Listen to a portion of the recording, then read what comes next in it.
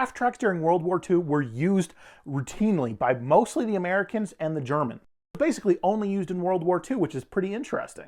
You might ask, why was that? Well, there's a lot of important aspects to being able to use a half track. The Germans, they really needed to be able to use the least amount of rubber as possible because they didn't have large rubber stores. On top of that, tracked vehicles are able to travel across country much easier than wheeled vehicles do, especially when it gets really, really muddy like the Eastern Front was. However, tracked vehicles are kind of hard to drive, and so by putting two wheels on the front as basically just a method to steer, normal people who know how to drive a normal truck with a normal driver's license can drive one of these, versus having to have specialized training having a track.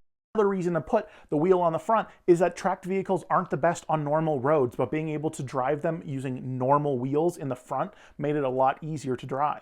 Americans produced way more of these than the Germans did, but I feel like most people consider the Germans the ones who used the most